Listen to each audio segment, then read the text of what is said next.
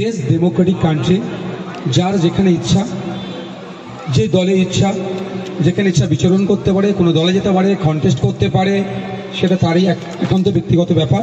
তবে অভিজিৎ গাঙ্গুলী মহাশয়ের সম্পর্কে বাংলার মানুষের যে ধারণা আছে, উনি যদি কোনো একটা নির্দিষ্ট দলেরই পারফরমেন্স করে, সেই যে ওনার প্রতি আস্থা, বিশ্বাস, ভরসা, যে ভালোবাসা তৈরি হয়েছিল, সেটাতে নিশ্চিতভাবে কিছুটা হলেও ধাক্কা খাবে।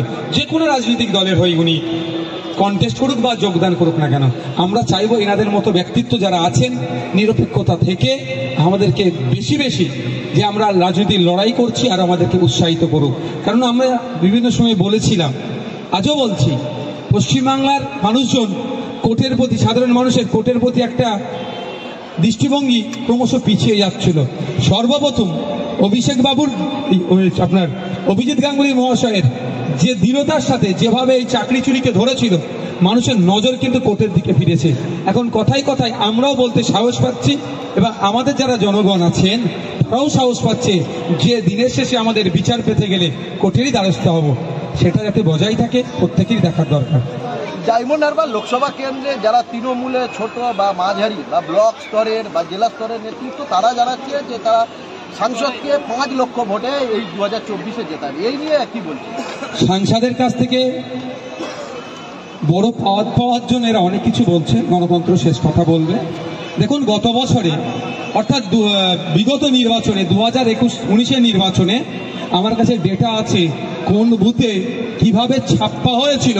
প্রায় 590টি বুথে, যেখানে বিরোধীরা 3টে 4টে 2টো 1টা শূন্য ভোট পেয়েছে, সেখানে 700, 650, 950 ভোট পেয়েছিল। সেই সমস্ত বুথগুলোকে আমরা কিন্তু ভালো করে নজরে রেখেছি। ইলেকশন কমিশন অফ ইন্ডিয়ার কাছে ওই বুথগুলো সম্পর্কে ভালোভাবে দেব। ওই যে ছাপ্পা মারাটা না, চিরতরের জন্য এখান থেকে বন্ধ করে দেব। 5 লক্ষ ভোটে জিতবে না, এখান থেকে পরাজিত হয়ে কালীঘাটে যাবে, সময় কথা বলবে। দেখুন, আমি আমার অবস্থান ইতিপূর্বে বলে দিয়েছি, শুধু দলের অনুমোদনের অপেক্ষায় আছি।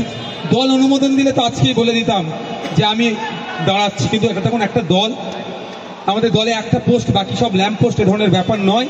ডেমোক্রেসি আছে, রাজ্য কমিটি আলোচনা চলছে, পক্ষে বিপক্ষে মত দিচ্ছে, দাঁড়ালে লাভ কি, না দাঁড়ানোর পক্ষেও মত দিচ্ছে। আশা করছি আমি কনভিন্স করাবো। আমি আমার প্রথম দিনে যেটা বলেছি, এখন আমি আশাবাদী, আমার দল অনুমোদন দিলেই আমি এখানে কন্টেস্ট করবো। গোটা রাজ্যে কটা আসন দিচ্ছেন আপনারা? দেখুন, আমাদের দল 42টা জায়গায় আসন দেওয়ার মতো জায়গায় নাই, তবে ভালো সংখ্যায় আমরা সিট দেব।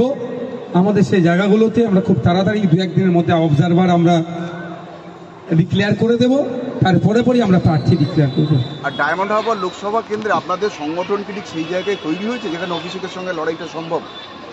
দেখুন, প্রশ্ন ধারণ করেছেন, আমরা সেই সমস্ত জায়গাতেই প্রার্থী দেব যে সমস্ত জায়গাতে আমরা রীতিমতো গণতন্ত্রকে মান্যতা দিয়ে আমরা গণতান্ত্রিক লড়াইয়ে প্রধান 2 অপোজিশন বিজেপি এবং তৃণমূলের বিরুদ্ধে সমহারে লড়াই করতে পারবো।